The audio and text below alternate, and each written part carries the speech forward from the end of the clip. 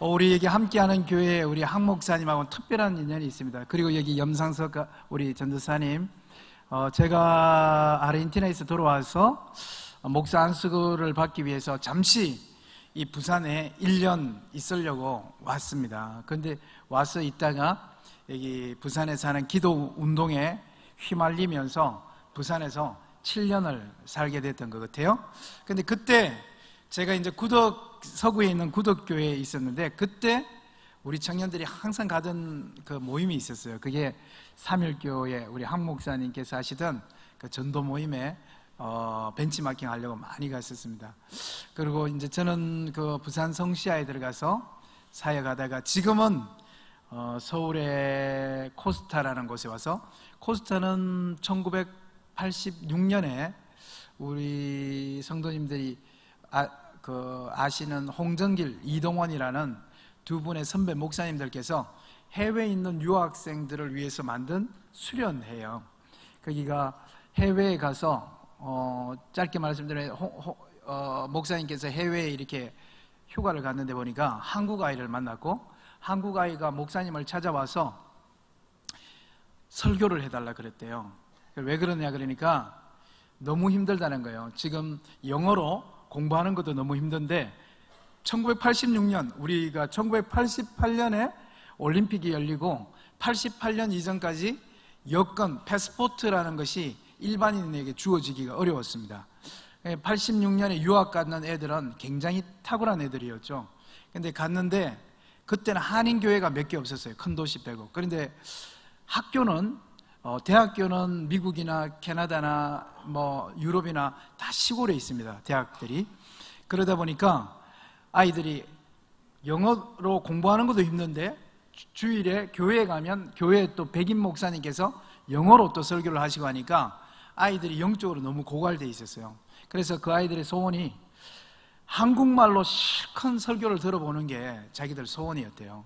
그래서 휴가 가셨다가 3일 동안 한 10몇 명을 만난 한국 유학생을 데리고 수련회를 했어요. 근데 그 아이들이 목사님 내년에도 휴가를 미국으로 와주세요. 그렇게 해서 그 착한 목사님께서 그 다음에도 미국으로 휴가를 갔는데 그 아이들하고 3일 동안 수련회하고 이제 잠시 쉬러 가려니까 그 옆에 있는 보스턴에 있는 아이들이, 보스턴에도 한국 아이들이 20명 있어요. 그래서 거기 가서 3일 부흥회하고 이제 좀 쉬고 한국 가야 되겠다는데 그 옆에서 예일대학에도 한국 아이들이 있어요.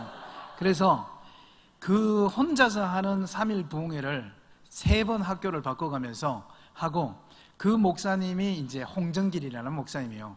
제가 호주에서 같은 방에서 잠을 잤는데 나중에 마지막에 그 부흥회 할 때는 너무 피곤해서 목사님이 바닥에 누워서 설교하셨대요. 누워서 성경 읽고 궁금한 거 물어봐라. 그리고 이제 질문하면 답해주고 하면서, 그리고 이제 이렇게 해서는 도저히 안 되겠다 하면서 자기 친구 워싱턴에 있는 이동원이라는 젊은 목사님하고 같이 힘을 합해서 이 해외에 있는 아이들한테 어떻게 얘들이 항공비와 사례를 줄 수 있겠느냐, 우리는 무료로 가는 강사가 되자. 그렇게 하면서 1986년에 공식적으로 코스타라는 단체를 시작했어요. 근데 벌써 34년이 되었고, 그때 30여 명 모이던 학생들은 지금 1년에 15,000명에서 2만 명 정도가 모이고, 1년에 수련회만 한 30회에서 35번 정도 수련회가 열립니다. 그러니까 거의 1년 내내 열리는 거죠. 지금 아프리카까지 한국 아이들이 있는 곳에는 없는 곳이 없는 것 같아요, 이 수련회가.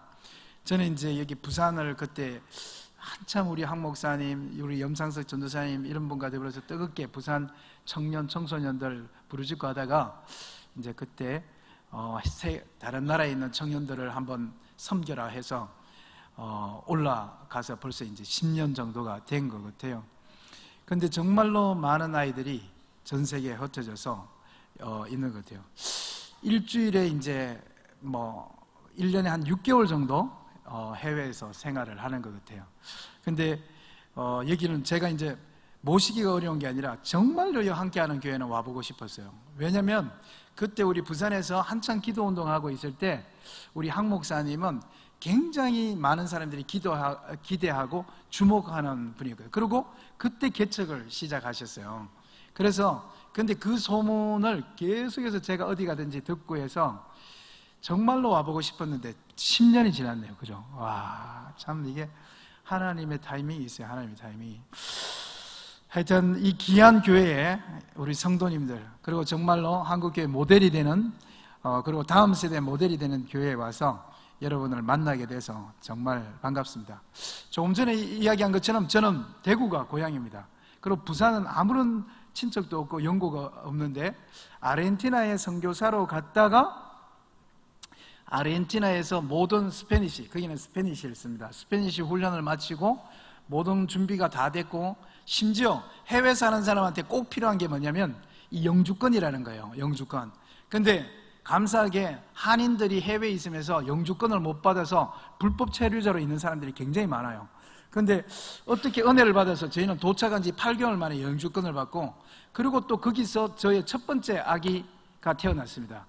그 남자 아기가 태어나서 정말로 걔는 시민이 되고 아르헨티나에서 살 수 있는 모든 조건을 다 갖추게 됐어요. 우리 첫 번째는 에피소드가 있는데, 저는 경상도 사람이고 제 아내는 서울 사람이에요. 그래서 제 아내는 경상도 말을 너무도 못 알아들어요. 네. 그래서 부산에 왔을 때는 정말로 교회 사무원이 전화하면 다시 저에게 사무원에게 전화하라 할 정도로 경상도 사투리가 심한 교회에 있었어요. 거기다가 저희 집도 완전히 대구 토박이어서 다 목소리가 엄청나게 크고, 우리는 평상시 말한다 그랬는데 제 아내는 우리 가족이 싸우는 줄 알고 항상 불안해하고 그렇게 했어요. 그래서 이 문화적인 충격도 많고, 항상 이제 시어머니 시아버지 그 목소리가 크니까 힘들고, 그런데 또 제가 아르헨티나로 선교사로 간다 그래서 아르헨티나로 따라오고, 지구 반대쪽이잖아요. 아르헨티나는 여기서 비행기 안에 앉아있는 시간만, 비행기 안에 타고 있는 시간만 23시간을 타고 있어야 돼요. 보통 이제 싼 비행기로 갈아타면 가는데 한 40시간 정도 걸리고, 아무리 비싼 비행기를 타고 LA라든지 이런 데서 갈아타도 27시간 갈아타는 시간까지 해서 그렇게 가는 지구 정반대쪽에 있는 나라예요. 대한민국으로 봤을 때. 근데 거기 가서 이제 스페니쉬 훈련하는데 거기서 또 아기가 또 중간에 생겨가지고 또 이제 말도 안 되는데 스페니쉬로 의사 선생님한테 아기 상태를 말하고 사전 찾아가면서 병원에 가서 약 주면 사전 찾아보고 이게 무슨 약인가 또 보고 먹고 그러면서 그 9달을 보내면서 얼마나 고생을 했는지 몰라요. 친척 하나도 없이. 그러다가 이제 보니까 이제 자연분만 한다 그래서 너무 기쁘게 생각하고, 보니까 뭘 사인하라 그래서 뭐 자연분만인데 뭐 혹시 수술을 해도 수술을 받겠습니다 뭐 이런 사인을 하고 있는데 조금 있다가 갑자기 분만실에 들어갔다가 막 빨간불이 막 울리더니만 제 안에 막 침대가 나오는 거예요. 이게 왜 이런가 그랬더니만 갑자기 수술실로 들어가는 거예요. 그래서 이게 어떻게 된 일인가 그러니까 너무 급한 이머전시다 그러면서 들어가서 거기서 배를 가르고 아기를 끄집어낸 거예요. 나중에 알고 보니까 자연분만 하려고 다 준비했는데 아기가 돌면서 탯줄을 목에 감아서 애가 질식사를 하고 있는 거예요. 그래서 엄마한테 어떻게 할 테냐 그러니까 제 아내가 당장 내 그 배를 가르고 제왕절개를 해달라 그렇게 해서 수술실에 가서 아기 끄집어내서 이제 아빠 들어오라 그래서 딱 들어가니까 안에 배꼽 밑으로 커튼이 쳐져 있고 바닥에는 온통 피고 밑에 세수대야에 있는데 막 피가 흥건하고 아기는 옆에 조그마한 거 하나 누워있고 제 아내를 딱 보는데 그때 그 눈빛은 잊을 수가 없어요. 뭐 불쌍한 거, 고마운 거, 처근한 거, 뭔가 미안한 거 막 온갖 게 다 짬뽕돼서 딱 눈을 보는 순간 눈물이 촥 나더라고요. 저도 울고 아내도 울고. 그래서 침실로 이제 산모하고 아기를 데리고 왔는데 이제 아기 낳는 거 축하한다 그러면서 이제 막 에어컨을 막 틀어주는 거예요. 시원하게 식히라고. 그래가지고 안 된다. 우리 한국 사람은 이 에어컨 틀면 안 된다. 그랬더니만 이제 몸이 지금 수술실에 계속 누워 있어서 더럽다고 찬물로 샤워하라는 거예요. 그래 우리는 그 한 달 동안 안 씻는다. 하고. 그러니까 막 간호사들이 아기 낳는 거 축하한다 그러면서 밖에 가서 맥도날드 햄버거 사서 병원 거 먹지 말고 이거 햄버거 먹으라고 하면서 빅맥 들고 오더라고요. 그래서 거기서 이제 집에 가서 이제 미역 가져왔던 거로 막 끓이니까 이건 못 먹는 음식이기도 하고 미역국 다 끓였는데 그걸 갖다가 쓰레기통에 벗고 막 그러니까 우리하고 완전히 문화가 완전히 틀린 거죠. 그러니까 제가 아내를 보니까 너무너무 불쌍한 거예요. 이 지구 반대쪽에서 아기를 혼자 놓고 친척도 없이, 그것도 말도 안 통하고 스페니쉬로. 그래서 내가 아내를 위해서 뭘 해줄 수 있을까? 도대체 내가 뭘 우리 아내를 위해서 해줄 수 있을까 하는데 갑자기 좋은 아이디어가 떠올랐어요. 아, 내가 우리 집사람한테 이 첫 번째 아기를 우리 집사람한테 줘야 되겠다, 이런 생각이 드는 거예요. 그래서 제가 아내한테 여보, 그러니까 너무 고맙다, 그러니까 저를 바라보는 거예요. 그래서 내가 당신한테 오늘 뭔가 선물을 해야 될 것 같다. 그래서 제가 이 첫 번째 아기를 당신이 가져, 이렇게 제가 얘기했어요. 그러니까 그게 무슨 말이냐 그러는 거예요. 지금 뭐 헤어질라 그러냐? 뭐 그러는 거예요. 근데 이제 제가 너무 미안하다, 그런데 너무 고맙고, 그래서 이 첫 번째 아기는 보통 이제 제가 유임근, 제 아내가 이제 박자, 진짜 박진 이런데, 보통 이제 뭐 뭐 하은이든지 유하민이든지 뭐 유충성이든지 이렇게 하잖아요. 그러지 말고 여보, 이 아이의 이름을 당신 이름을 붙여라. 박가를 붙여라. 박씨를 붙여라. 그래서 박하민, 예성이 뭐 이렇게 해서 이 아이의 이름을, 엄마 이름을 붙이자. 그리고 이 아이는 엄마가 특별히 아프고 힘들 때 낳은 아이라고 기억할 수 있도록 박씨를 붙이자. 제가 이제 딱 이렇게 아이를 줬어요.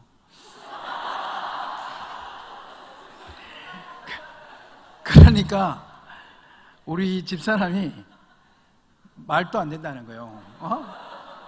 이게 지금 무슨 말 하냐? 지금 이거 대구에 있는 시어머니, 시아버지 들으면 그 보수적인 그 대구에서 이게 난리 난다는 거예요. 그래서 제가 이야기했죠.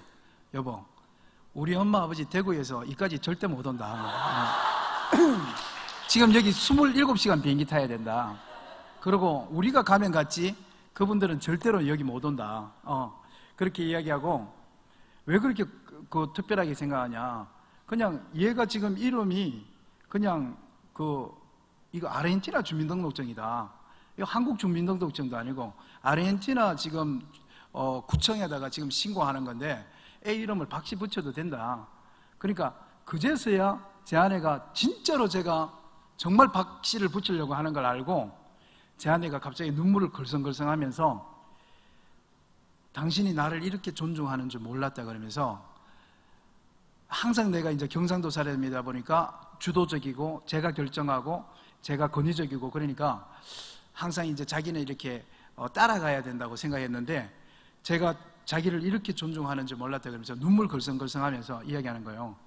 그래도 여보, 당신의 마음은 내가 봤지만 그래도 아이 이름에 엄마 성만 붙일 수는 없다. 얘가 나중에 학교 갔는데 얘가 박하민 그러는데 너가 아버지 이름 뭐야? 유인건인데요. 그럼 사람들이 갑자기 얘가 그 아버지가 틀린 아이인가 하면서, 그래 얘도 골치 아프다. 그러니까 진짜로 당신이 그렇게 하려면 이 아이한테 아빠 이름, 엄마 이름, 자기 이름 이렇게 3가지 이름을 주자 그러는 거예요. 그래서 제가 우리 집사님 그 말 할 줄 알았거든요.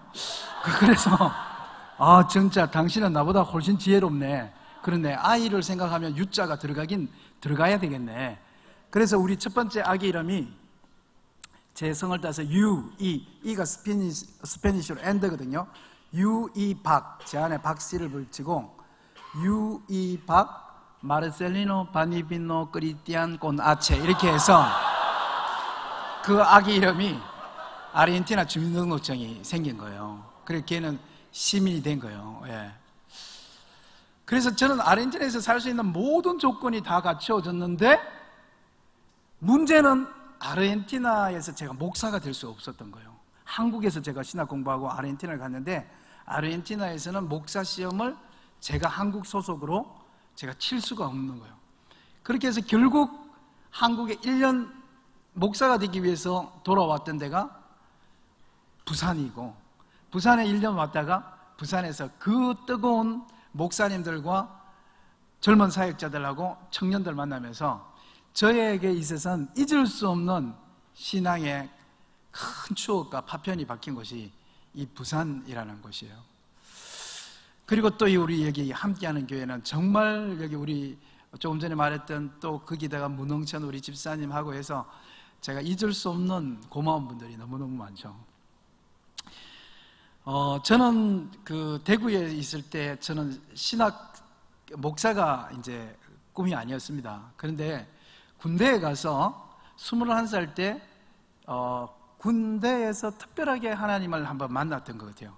그리고 돌아와서 계속해서 기도하는데 어느 순간 제 방향을 목사가 되어야 되겠다고 바꾸게 된 것 같아요.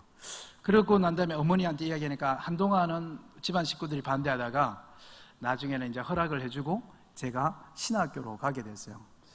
저희 어머니는 그 전도사님이었습니다. 오랫동안 제가 신학교 갈 때 오랫동안 여전도사님, 신방 여전도사님, 개척 여전도사님이었습니다.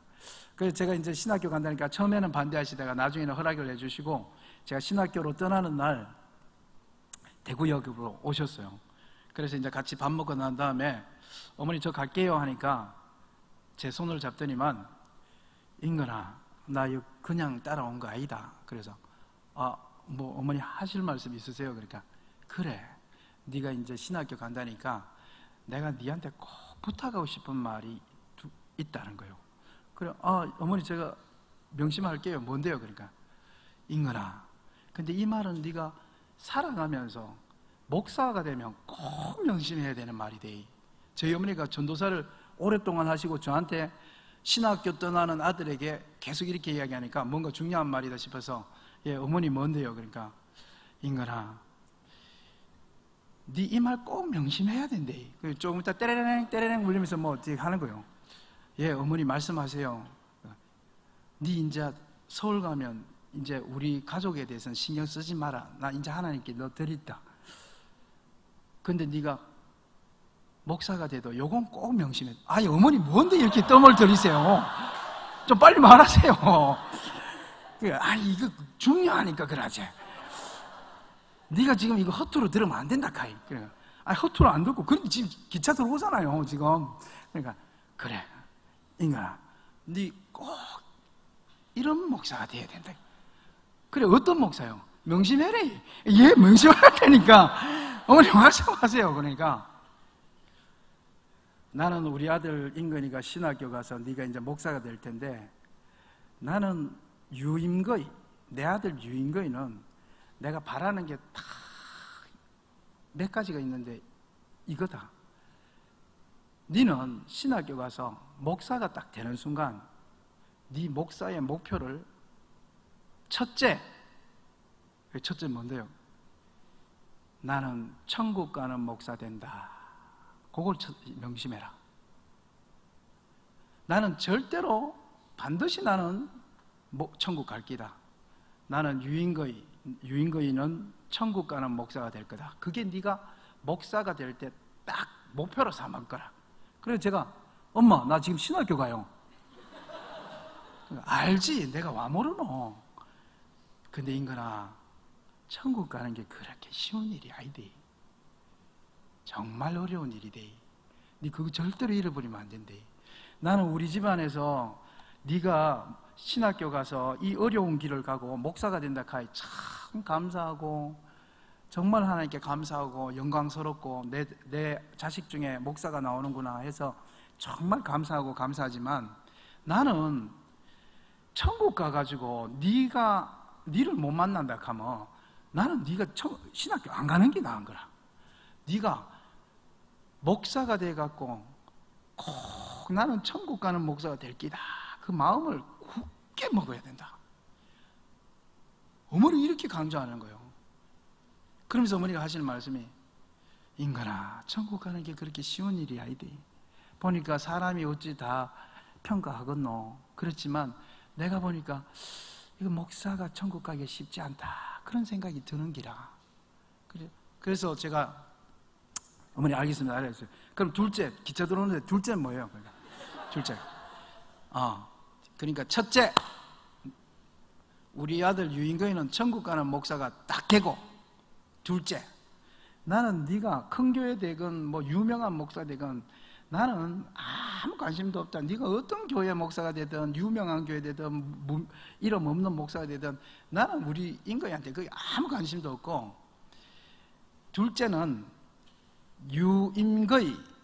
유임거이라는 이 세 글자를 아든지 어른이든지 청년이든지 노인이든지 여자든지 남자든지 유임거이라는 세 글자를 그 성도가 만나게 되면 네가 그 사람을 꼭 끝까지 천국까지 데리고 가거라.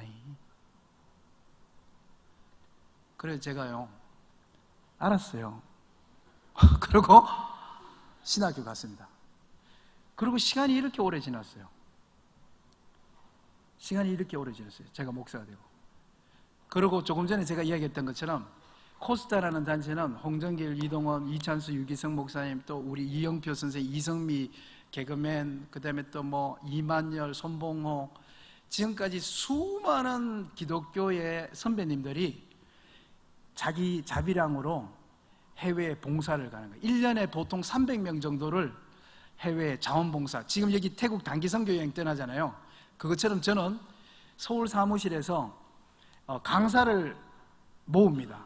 한 10명, 뭐 시드니 갈 사람 10명, 모스크바 갈 사람 10명, 상파울로 갈 사람 10명, 그 다음에 또 저기 요하네스버그 갈 사람 10명, 쿠알라룸푸르 갈 사람 10명, 1년에 이렇게 30팀, 40에서 35팀을 이렇게 모아서, 거기는 이제 뭐 유기성 목사님, 이찬수, 김동호 목사님, 조금 전에 이야기했던 이영표라든지 아니면 시언이라든지, 거기 또 사업하시는 분, 또 뭐 교수님, 막 이런 분을 그냥 목사, 선교사, 사업하는 사람, 연예인, 노래하는 사람, 상담하는 사람, 교수, 이렇게 여러 가지 직업에 있는 사람을 한 팀으로 묶어서 그분들을 데리고, 다 자비령이죠. 그분들을 데리고 말레이시아에 있는 청소년, 저 부에노스아이레스에 있는 청년들, 저 모스크바에 있는 유학생들을 데리고 가는 거예요. 쉽게 말해서 강사들의 선교 여행팀을 제가 1년에 계속해서 데리고 가는 거예요.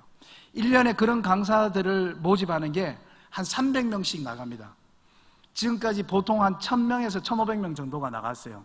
그리고 제가 시드니 공항이든지 프랑크푸르트 공항이든지 가면, 오늘 제가 부산역에 내리니까 우리 염상섭 우리 전도사님이 차를 가지고 마중 나오셨던 것처럼, 저희 강사님들이 시드니 공항에 내리면 그 지역에 시드니에 있는 목사님, 선교사님, 뭐 전도사님 이런 분들이 공항에 우리를 픽업하기 위해서 공항에 또 5명, 10명 막 이렇게 와 있어요.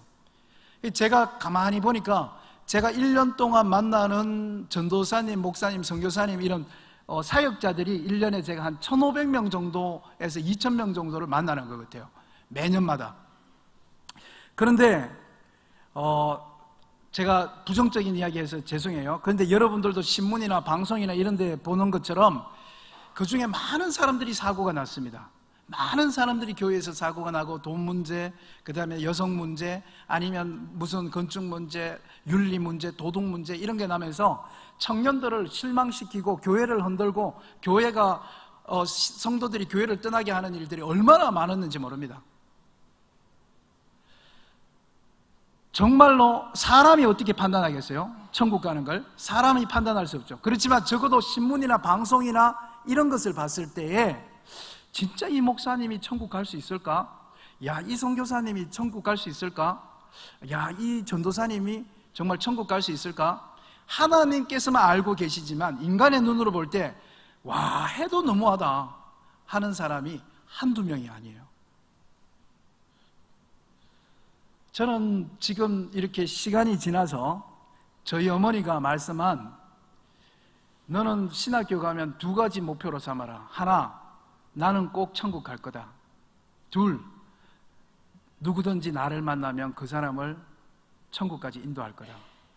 이 2가지 저희 어머니가 저한테 부탁한 일이 가장 힘든 일이라는 걸 제가 이제 깨닫게 됐어요. 첫 번째도 너무너무 두렵고, 첫 번째 그 질문도 정말 나는 마지막까지 천국까지 도달할 수 있을까? 예수 믿습니다. 사형리 초성부 성자 성령, 자 여기 있죠? 자 구원했음을 믿습니다. 우리가 다 그런 말 하죠. 그런데 정말로 하나님 앞에 갔을 때 그 판단은 하나님만이 내리실 터인데, 정말로 내가 천국 문에 열고 들어갈 수 있을까? 그게 결코 쉽게 대답할 수 있는 일이 아니라는 걸 이제 알아가고 있어요. 많은 목사님들이 열심히 성도님들을, 청년들을, 청소년들을 천국을 소개하고 정작 본인이 못 갈 것 같은 분들이 제 눈에 가끔씩 보이기 때문에 그래요. 둘째는 더 무섭죠. 나를 만난 사람을, 그 사람을 천국까지 그 사람을 안내한다. 그 이야기는 더 무서운 이야기야. 정말 나를 만났던, 유인건이를 만났던, 내가 짧게 목회하고 성경 공부하고 했던 그 친구들이 천국까지 도착해야 할 수 있도록 했을까? 나는 정말 진실되게 했을까? 할 때 그건 더 자신이 없는 것 같아요. 제가 어릴 때 크면서 많이 들었던 말이 성도의 복. 저희 어머니 아버지가 저한테 늘 우리 누나, 나, 내 동생을 위해서 늘 기도해 주던 말이 있어요. 우리 인근이는, 영희는, 교증이는 좋은 목사 만나게 해주세요. 좋은 교회 만나게 해주세요.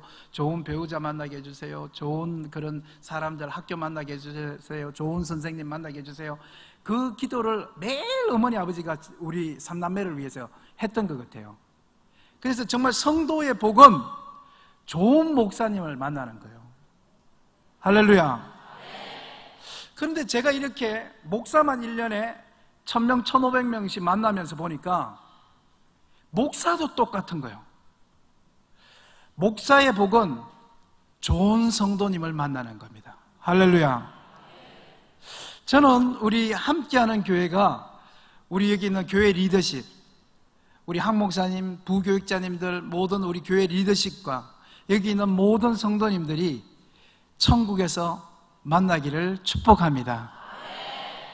정말로 그것만큼 큰 복은 없습니다. 정말로 그것만큼 큰 복은 없습니다. 제가 저희 어머니 이야기를 했으니까 짧게 저희 어머니 이야기를 하나 하고 성경을 보면요, 저희 어머니 9살 때 6.25 전쟁이 일어났습니다. 6남매입니다. 외할아버지가 미군 부대에서 일했던 것 같아요. 그래 전쟁 터지자마자 남쪽으로 도망을 갔습니다. 그리고 도망가다가 한강다리가 폭발을 했습니다. 우리가 사진에 보는 그 장면에 우리 어머니, 아버지 그 식구가 있는 그 장면입니다. 그러면서 터지면서 시체가 찢어지고 피가 나고 사람들이 여기저기 떼굴떼굴 구부르면서 온통 지옥이 다 됐습니다. 아수라장이 됐습니다. 그런데 하나님께서 은혜를 베풀어 주셔서 저희 외할아버지, 외할머니하고 이 6남매, 삼촌 3명, 저희 어머니 포함해서 여자 3명, 6남매인데 이 8명은 하나도 안 다치고 그 강을 건넜어요. 그리고 저희 어머니 기억에, 9살 기억에 시체를 밟으면서 그 남쪽으로 가고 있는데 갑자기 미국 집차 하나가 쫙 오더니만 저희 어머니 가족 앞에 딱 서면서 저희 어머니한테, 가족한테 사탕하고 초콜릿 뭐 이런 걸 나눠주더래요. 그 다음에 그 한국말로 뜨듬뜨듬하면서 미국 사람이 남쪽으로 가세요. 남쪽으로 가야 살 수 있다고 그렇게 이야기하면서 또 한 가지 이야기한 게, 남쪽으로 계속 늘어가야 살 수 있고, 그런데도 피난 가다가 죽을 수가 있다. 그런데 우리가 사람이 죽어도 다시 영원히 사는 방법이 있는데 그것이 예수 그리스도를 믿게 되는 것이다. 소위 말해서 예수 천당 불신 지옥이라는 그 심플한 소식을 우리 외할머니 가족한테, 어머니 가족한테 전한 거예요. 그래서 남쪽으로 도망가야 살 수 있습니다. 그러나 이 전쟁통에 죽는다 할지라도 만약에 당신들이 예수님을 알고 있다면 여러분의 가족은 천국에서 만날 수 있을 겁니다. 예수님을 믿으세요. 이렇게 하고 짧게 복음을 전하고 보낸 거예요. 그래서 저희 할아버지 할머니하고 6남매는 막 걸어서 어디까지 도망을 내려오셨냐면 제가 태어난 대구 대신동까지 도망을 왔어요. 근데 저희 할머니는 거기 도착하자마자 완전히 거지가 다 되고 이제 숟가락, 밥그릇 하나만 가지고 대구까지 내려온 거죠. 그런데 저희 할머니는 어떤 신앙을 가지고 있었냐면 이 천지신명, 이 해달, 그 다음에 물 떠놓고 정한수 떠놓고 신주단지 모시고 하는 무속신앙을 가지고 있었어요. 그래서 대부분의 옛날 분이 그랬듯이 그런 분들이 남존여비, 남자가 잘 되고 여자는 남자를 위해서 봉사해야 된다, 이런 마음을 갖고 있어서 어느 날 저희 어머니 그 10살 안팎 때는 저희 어머니 그 자매 3명을 앉혀놓고 이렇게 이야기하더래요. 우리 집이 망했다, 6.25 전쟁에. 우리 집이 다시 일어나려면 너가 오빠들이 잘 돼야 된다. 그래, 너희 오빠들이 잘 되려면 너희 오빠들은 학교를 가야 된다. 너희 오빠들이 학교를 가려면 너희들이 돈을 벌어야 된다. 그리고 딸 3명을 공강으로, 아들 3명을 학교로 보냈습니다. 그래서 남자들은 학교를 다녀서 집안을 일으키기 위해서 공부를 하고, 딸 3명은 대구 알잖아요. 그 섬유공장, 그 지하, 서문시장 지하, 그 전태일이 불 지르고 한 그 지하에 들어가가지고 거기서 척척척척 이거 천 짜면서 청소년 시절을 다 보낸 거예요. 저희 큰 이모는 이렇게 막 혈기가 많아서 집을 가출해 버렸대요. 난 왜 학교를 못 다니게 하냐고 가고, 막내 이모는 항상 몸이 아파서 공장을 가다 말다 하고, 저희 어머니만 공장을 끝까지 다니면서 그 월급 봉투를 받아서 외할머니한테 다 갖다 줬어요. 외할머니가 삼촌들을 학교 다니게 하고, 어머니는 그 10대 청소년 시절에 전부 다 그 밑에서 이 흙먼지 마시고 그 실타래 먼지 맞으면서 거기서 일하다가 처녀가 됐을 때 갑자기 기침이 나와서 기침을 하는데 입에서 피가 한 세숫대가 쏟아진 거예요. 그래서 공장장이 저희 어머니를 들쳐업고 대구 동산병원에 갔는데 그 당시 유행하던 것처럼 폐병 말기인 거예요. 그래서 그 공장장이 퇴직금을 주면서 이 처녀는 병원에서 곧 죽는다 그랬다. 그러면서 저희 할머니한테 저희 어머니를 가져다 드린 거예요. 그래서 저희 어머니가 이렇게 누워 있는데 할머니는 걱정이 되는 거예요. 왜냐하면 할머니는 이 신앙을 가지고 있기 때문에 이 무속신앙을 가지고 있는 사람한테 굉장히 무서운 귀신이 하나가 있습니다. 처녀가 결혼 안 하고 죽으면 무슨 귀신이 되나요? 처녀 귀신이 되는 거예요. 근데 이 처녀 귀신은 특징이 있는데 이 극락가 이런 데를 못 가고 구천을 헤매요. 구천을 헤매다가 처녀 귀신은 한 번씩 어디에 나타나냐면 가족들한테 나타납니다. 오빠 이렇게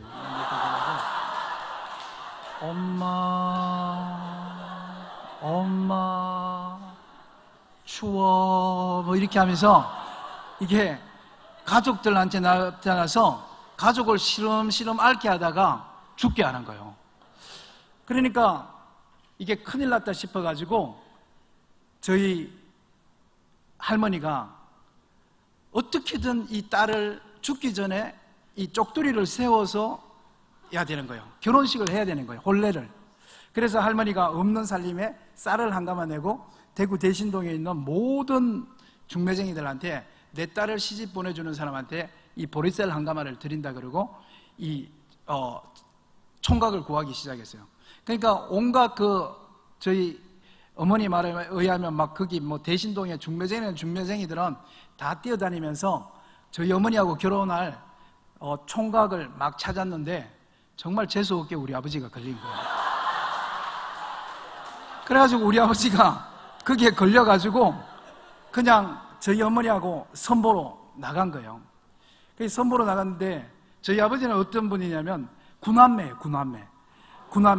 구남매의 막내예요. 그래서 항상 형들 누나가 결혼하라고 구박하다가 이제 뭐 그냥 나가주듯이 나간 데가 저희 어머니하고 이제 저희 아버지는 노는 걸 굉장히 좋아하셨고, 그래서 노총각이 될 때까지 계속 놀고 친구들 다시 장가가고 난 다음에까지 남아있다가 저희 어머니하고 중매를 본 거예요. 그래서 저희 어머니하고 아버지하고 나이 차이가 많이 나요. 근데 어머니가 중매를 보러 갔는데 외할머니도 그렇고 중매쟁이들도 그렇고 저희 어머니한테 신신당부한 게 뭐냐면 총각이 무슨 말을 하든지 답변을 하지 말라는 거예요. 그리고 절대로 총각의 눈을 쳐다보지 말고 그 총각의 턱이나 목을 쳐다보고 있고, 총각이 질문하면 답하지 말고 뭐 안녕하세요, 뭐 오늘 뭐 여기 제가 마음에 드나요 이런 거 하면 아무 말 하지 말고 그냥 커피만 마시라는 거예요. 이렇게. 그래서 아버지하고 어머니하고 그 다방에서 딱 선을 보는데 아버지가 제가 마음에 듭니까? 그러니까 저희 어머니가 커피 한 잔 딱 마시고, 마음에 안 듭니까? 그러니까 커피 이렇게 마시고, 혹시 제가 결혼해도 될까요? 커피 이렇게 한 잔 마시고. 정말로 저희 아버지하고 어머니는 선보고 한 달 뒤에 결혼을 했습니다. 그렇게 했는데 제가 나중에 궁금해 하잖아요. 어머니 이야기를 듣고. 그래서 제가 아버지한테 물었어요. 아버지 그때 엄마하고 왜 결혼했노? 그러니까 아버지가 이렇게 얘기해요. 자기는 그냥 형들이 하도 가라 그래서 선보러 이렇게 나왔는데 그냥 그 처자 언제 와요? 그러니까 그 중매쟁이가 기다려라 곧 온다 그러더니만 갑자기 저 문 열리고 들어오는 저 처자다. 그래서 아버지가 이렇게 차 마시다가 눈을 들어서 딱 봤는데 세상에 너무너무 아름다운 여인이 들어오는 거예요. 그도 그럴 것이 여러분 6.25 사진 봤듯이 6.25 사진에 보는 그 여자들 다 어때요? 막 이렇게 막 돼가지고 막 이렇게 빨래방망이 막 이렇게 두들기고 막 얼굴 시커멓게 돼 있고 머리는 막 이렇게 막 돼 있고 막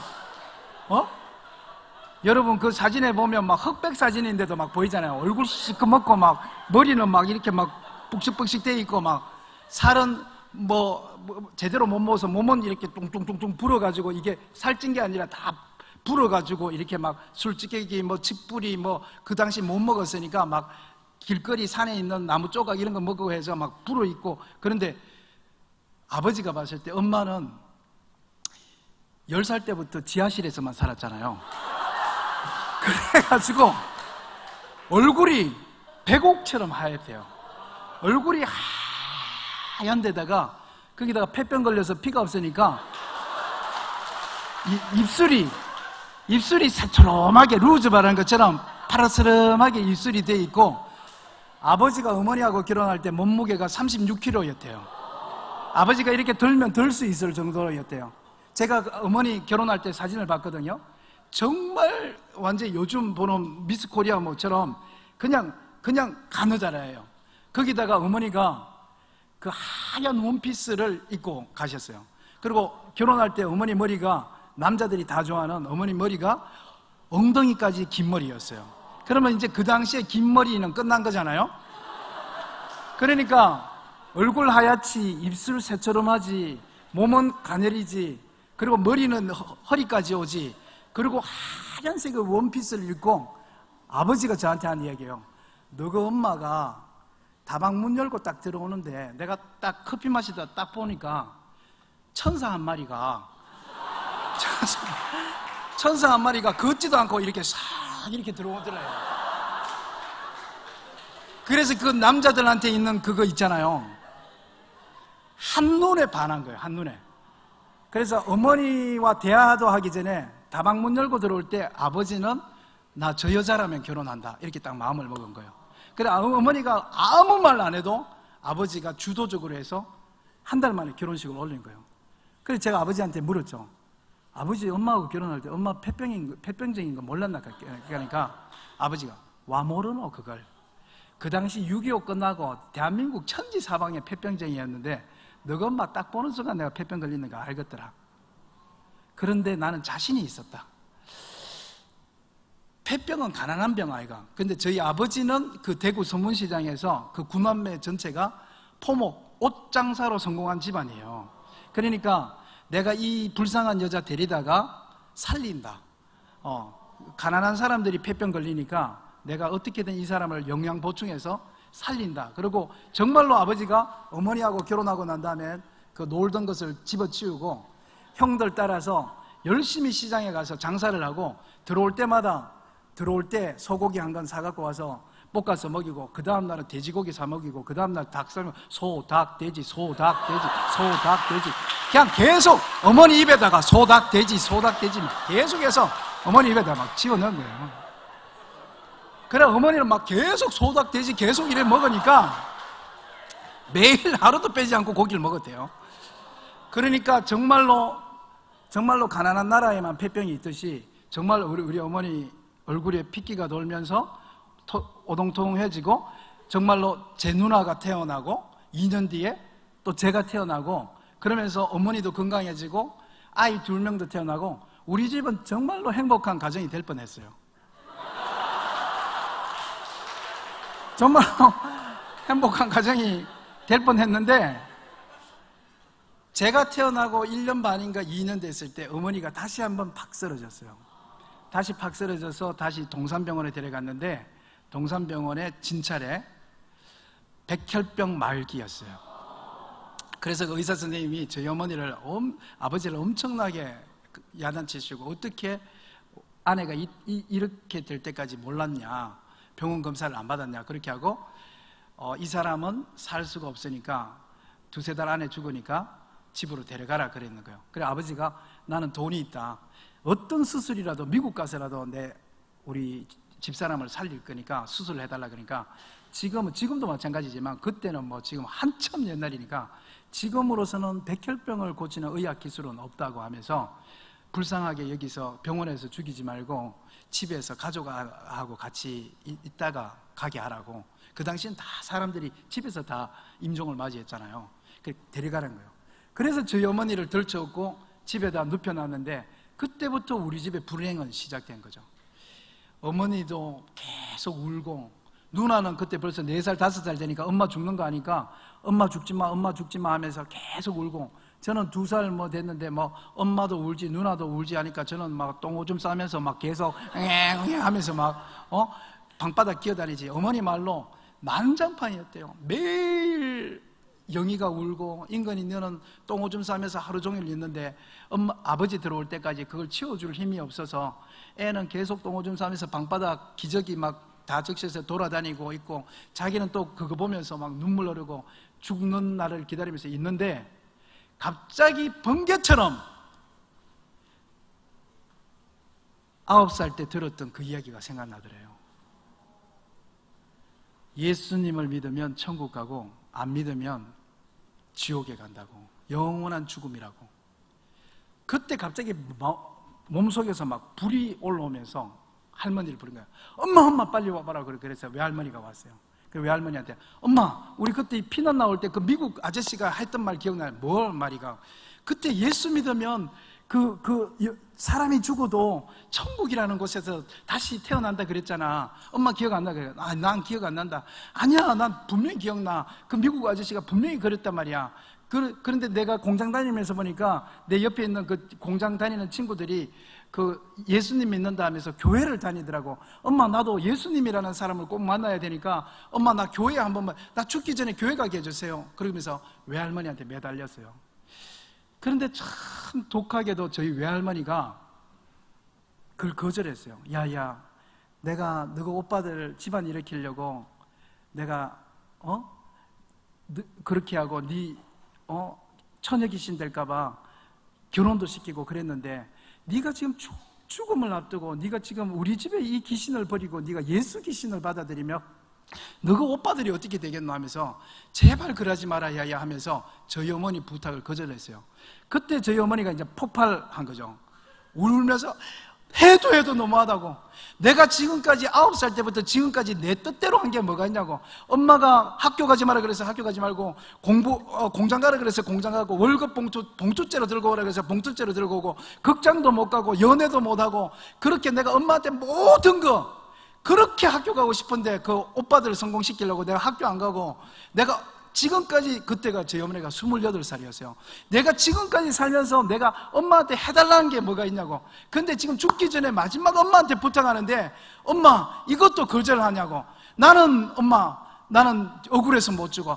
나같이 불쌍한 여자는 나는 절대로 이렇게 죽을 수 없어. 학교도 못 다니고 사랑하지 않는 남자를 만나서 결혼을 하고 내가 극장도 못 가고 데이트도 못 하고 엄마 나 이렇게 죽을 수 없어. 사람이 죽어서 눈을 떴는데 그냥 우주의 먼지로 이렇게 둥둥둥둥 떠다니면 괜찮아. 근데 만약에 그 미국 아저씨가 얘기했는 것처럼 사람이 죽었는데 눈을 딱 떴는데 천국이라는 곳이 있고 지옥이라는 곳이 있다면 엄마 나처럼 불쌍하게 산 여자는 꼭 천국에서 눈 떠야 돼. 엄마 내가 만약에 눈 떴는데 지옥이라면 나는 지옥에서도 억울해서 나는 못 살 거야.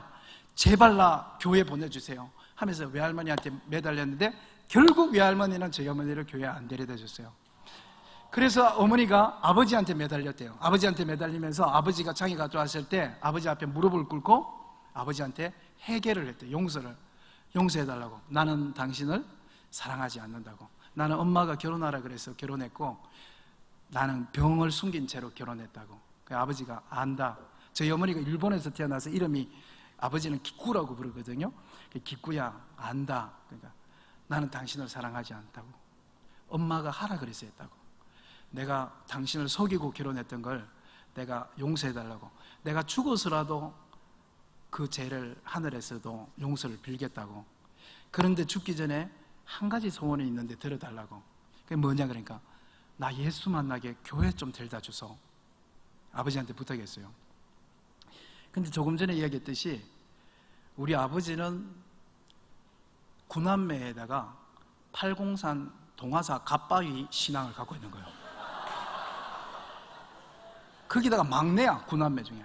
그래서 저희 아버지가 야야 내가 니를 미국도 데려다 주고 니 죽기 전에 어디도 내가 다 데려다 줄 수 있지만 내가 만약에 교회 가면 우리 집안이 발칵 뒤집어진다. 다른 건 뭐 다 해줄 수 있는데 교회는 못 간다. 이렇게 됐어요. 그때 이제 어머니는 모든 소망이 끊어지고 매일 울면서 죽음을 기다리고 있는데 어느 날 쌀인문이 싹 열리면서 어떤 아줌마가 들어오면서 아이고 이 집은 왜 이렇게 매일마다 우냐고 뭐 때문에 이렇게 우냐고 문을 딱 여는 순간 저희 어머니가 그 아줌마 손을 탁 잡으면서 아주머니 누구신지 모르겠는데 나 교회 한 번만 데려다 주이소. 나 예수라는 사람 만나야 돼요. 그렇게 했는데 그 아줌마가 누구였냐면 대구 영락교회 집사님이셨어요. 그래서 그 집사님이 저희 어머니를 할머니였고 아버지가 일요일에 장사 나가고 난 다음에 몰래 저희 어머니를 들쳤고 대구 영락교회 가서 저 제일 뒤에 장의자에 어머니를 눕혀놨대요. 그래서 오전 예배, 오후 예배를 드리고 어머니를 다시 들쳤고 다시 방바닥에 가서 눕혀놨는데 갑자기 저희 어머니 마음속에 평안이 확 밀려오면서 나는 이제 천국 간다 그런 생각이 들더래요. 그래서 내가 어머니 어떻게 그렇게 우리는 지금 몇십 년 믿어도 천국 갈지 안 갈지 모르는데 엄마는 어째 그렇게 교회 한 번 갔다 와가지고 그렇게 마음에 평안이 왔냐. 그러니까 어머니는 그때 그렇게 생각했대요. 전혀 교회라는 곳을 한 번도 가본 적이 없으니까 이제 예수라는 청년이 있다고 생각했대요. 예수라는 이렇게 청년이 있는데 그 청년은 이제 교회에만 있는 거예요. 그래서 이제 성도들이 그 청년을 만나러 가는 거예요. 그래서 가서 매 일요일마다 가서 예수라는 청년을 만나고 날 천국에서 데려 꼭 기억해 주세요. 그러고 이제 나오는 거로 생각했대요. 근데 어머니는 그래가 내가 그러면 엄마 그 주일날 가서 누워 있는데 예수님 봤어요. 그러니까 못 봤다는 거예요. 근데 어떻게 그렇게 천국 갈 생각이 되겠나. 그러니까 나는 못 봤지만 내가 뒷의자에 누워 있을 때 그 청년이 왔다 갔다 하면서 날 안 봤겠나 이렇게 했는 거예요.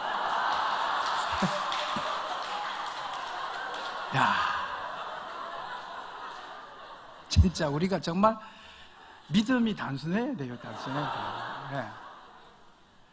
그리고 저희 어머니가 그 마음의 평안을 얻고 죽음을 기다렸는데 한 달, 두 달, 세 달 안 돌아가신 거예요. 4달, 5달, 6달 이제 일어나서 설거지를 하시는 거예요. 그래서 저희 아버지가 얘가 죽어야 되는데 왜 안 죽나 그러면서 그래서 저희 아버지를 다시 데리고 저희 어머니를 데리고 동산병원을 갔는데 여러분이 많이 들었던 것처럼 그 당시에 많은 사람들이 감정하는 것처럼 병원에서 활칵 뒤집어지면서 저희 어머니 몸속에서 백혈병이 하나도 발견되지 않고 다 사라진 거예요. 그러면서 이제 동산병원의 기적이다 하고 그렇게 있는 거예요. 그 다음에 저희 어머니는 아는 거죠. 예수가 고친 걸 알고 저희 어머니는 그 다음에 할머니가 반대하든 아버지가 반대하든 무조건 교회에 가는 거예요. 근데 어머니가 만난 그 영락교회 그 집사님이 지금은 권사님이신데 그 집사님이 얼마나 믿음이 좋은지 그분이 새벽 예배, 수요 예배, 금요 예배, 주일 낮 예배, 저녁 예배 다 가시는 분이었어요. 그래서 처음 신앙할 때 누굴 만났느냐가 중요하잖아요. 그래 그분을 만나가지고 저희 어머니가 새벽 예배, 수요 예배, 금요 예배, 낮 예배, 저녁 예배를 다 간 거예요. 그래서 뭐 그때 아버지하고 뭐 할머니하고 싸운 거 뭐 이루 말할 수 없대요. 교회 갔다 오면 막 집안이 발칵 뒤집어지고 하는데 어머니는 확신이 있으니까 예수가 나를 고쳤다는 확신이 있으니까 나는 무조건 되고 교회 간다 그러고 교회를 막 갔는데 그런데 너무 신기한 게 수요 예배, 주일 예배, 낮 예배, 새벽 기도 다 하는데 저처럼 이렇게 까만 양복을 입은 그 젊은 목사가 보통 그때는 교회 목사가 한 명 있었죠. 그 목사가 갈 때마다 예배 시간마다 너무 재미있는 이야기를 많이 하더래요. 막 다윗이 뭐 골리앗 때리는 이야기, 모세가 바다 가는 이야기, 요수아가 여리고성 무너뜨리는 이야기 하면서 하니까 저희 어머니가 야 진짜 학교를 다니면 저렇게 되나? 어떻게 저 사람은, 젊은 사람은, 저 젊은 목사라는 양반은 재밌는 이야기를 어떻게 저렇게 많이 알고 있나 싶어서 옆 사람에게 물었대요. 여보소, 저 목사라는 저 젊은 양반은 어떻게 저 재밌는 얘기를 저렇게 많이 만들어서 저렇게 하나고요? 그러니까 그 옆에 있는 사람이 저희 어머니한테 이야기하더래요. 아이고, 저거 목사님이 지어서 하는 이야기 아니에요. 여기 성경책에 다 있는 이야기를 저래 길게 한다. 하면서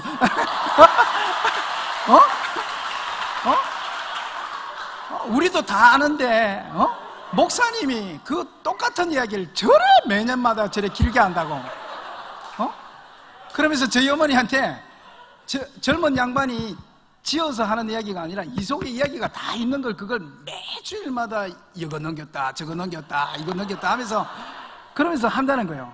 그래서 저희 어머니는 너무 신기한 거죠. 저희 어머니 너무 신기해가지고 이거 어디 가면 사냐고 그러니까 그 기독교 서점에 가면 산다 그래서 어머니가 이걸 샀대요. 근데 어머니는 학교를 안 다녔잖아요. 그래서 이걸 이제 외할머니한테 배웠던 대로 믿는 거죠. 이걸 그냥 딱 닦아서 서랍 위에 딱 놔뒀다가 그다음에 새벽 예배 갈 때는 딱 꺼내서 딱 닦고 딱 가슴에 품고 가서 예배 딱 드리고 또 돌아와서 또 싹 걸레로 닦아서 딱 올려놓고 완전 신주단지처럼 이걸 올려놨다 내렸다 하면서 그렇게 하는 거예요. 근데 여러분, 새신자가 이렇게 약해요. 상처를 잘 받아요. 어머니는 글자를 모르니까 이걸 펴면 안 되거든요. 근데 어느 날 목사님이 자 창세기 28장 펴세요 하는데 어머니가 펴면 안 되는데 그때는 옛날 성경은 이 자크도 없잖아요. 그 빨간색. 근데 어머니가 펴면 안 되는데 그날따라 이 성경을 폈는데 거꾸로 이렇게 펴서 이렇게 있었대요. 근데 옆에 있는 사람이 이 교회에 지금 새신자가 많다니까 저희 어머니 이야기 그거 하는 거예요. 옆에 있는 사람이 뭐라고 그랬냐면 아줌마 까막눈이요 성경을 와 거꾸로 들고 있어. 어머니가 얼굴이 그때 28, 29살이었으니까 결혼은 했지만 처녀 아니에요. 완전히 얼굴이 새빨개지면서 어머니가 성경책을 탁 덮었대요. 그 다음부터 어머니는 성경책을 안 펴고 교회를 다녔어요. 글자 모르는 거 들킬까 봐. 그러다가 이제 제가 초등학교, 그때는 국민학교죠. 국민학교를 갔다가 학교 1학년 때 어머니가 저한테 묻는 거예요. 인근아, 오늘 학교에서 뭐 배웠노? 산수하고 국어 배웠다. 그러니까 어머니가 이게 그 국어가 글자를 가르쳐 주는 거가 글자 가르쳐 주는 거야. 그러니까 인근아, 이 산수는 됐고 네가 그 국어 글자를 네 학교 배운 거 그대로 엄마한테 가르쳐도 엄마 뭐 하려고? 그러니까 엄마가 그 성경 읽고 싶어서 그런다. 그래 오늘 뭐 배웠노? 기억은 어떻게 써노?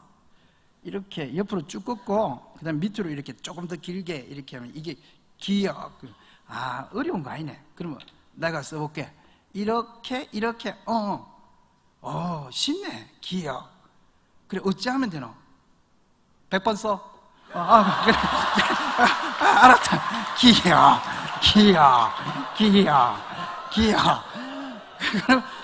그러면서 제가 어머니에게 글자를 가르쳐 드렸어요. 그리고 한 4학년 정도 됐을 때 어머니가 저희 누나 영희하고 누나하고 저하고 앉혀놓고 나 이거 성경 읽는 거 한번 봐라.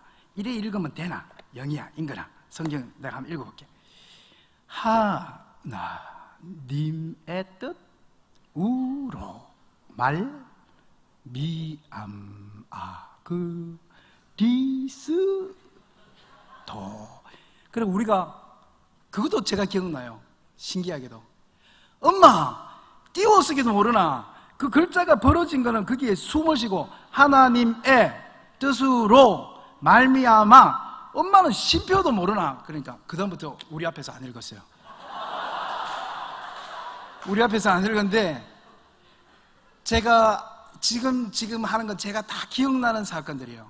어느 날 제가 한 6학년인가 됐을 때 밤에 잠을 자는데 막 누가 떠들어요. 누가 이렇게 잠자는데 이렇게 떠드나 싶어서 눈을 딱 떠보니까 새벽인데 어머니가 성경책을 앞에 펴놓고 읽고 계셨어요. 어떻게 읽고 계시냐면, 이에 이고니온에서 두 사도가 함께 유대인의 해당에 들어가 말하니 유대와 헬라의 허다한 무리가 묻더라. 그러나 순종하지 아니하는 자들은 유대인의 이방인들의 마음. 깜짝 놀랐죠. 알고 보니까 아버지가 장에 가고 우리가 학교 가고 나면 어머니가 방바닥 다 닦고 설거지 다 하고 아침 10시부터 시작해서 아버지가 장에서 돌아오는 6시까지 어머니는 그 긴 세월을 성경만 읽었어요. 어머니가 200번까지 성경 읽는 걸 헤아리다 그 다음부터는 헤아리지 않았대요. 성경을 매일 몇 시간씩 5시간 6시간 부르고, 어머니는 찬송가, 지금은 이렇지만 옛날에는 통합, 합동, 고신 다 찬송가가 달랐습니다. 근데 저희 통합 찬송가 1장부터 마지막 장까지 1절부터 4절까지 다 외워서 불렀어요. 성경은 200번 보니까 이 성경은 저희 어머니 성경책은 이런 성경책이 아닙니다. 완전히 여기 딸고 따르고 온갖 형광펜으로 다 돼 있고 너덜너덜하고 곳곳에 울다가 찢어진 성경 조기가 있고 해서 저희 어머니 성경책을 그렇게 선물 받으려는 사람이 많아서 많은 사람들이 저희 어머니 성경책이 이제 더 이상 못 읽게 너덜너덜해지면 선물 받아가고 그랬어요. 저는 그게 소중한지도 모르다가 제가 신학대학원에 가서야 우리 엄마 성경책을 나도 하나 받아야 되겠다 해서 제가 저희 어머니한테 엄마 지금 읽는 성경책은 나중에 바꿀 때 놔줘. 그래서 제가 어머니 성경책을 한 권을 가지고 있어요. 그 눈물 젖은 너덜너덜한, 이게 수없이 어머니 눈만 뜨면 성경 읽고 찬송하고 하니까 이게 완전히 너덜너덜하고 찢어지고 뭐 온갖 그게 다 돼 있어요. 그만큼 많이 읽었어요. 그래서 이렇게 부흥회처럼 이렇게 하면 저희 어머니 때문에 부흥회가 진행이 안 될 때가 많아요. 왜냐하면 저희 어머니는 무식한데 아는 거는 성경하고 찬송밖에 없으니까 저희 어머니 원래 모르는 사람이 뭘 조금 알면 자꾸 이렇게 자랑하고 싶잖아요. 그래가지고 저희 어머니가 이렇게 있으면 이 부흥 강사에 이렇게 해가지고 자 설교 마쳤습니다. 이제 찬송 한 장하고 기도하겠습니다. 자 태산을 넘어 몇 장인가 하면 저희 어머니가 저기서 511장요 이렇게 얘기할 겁니다.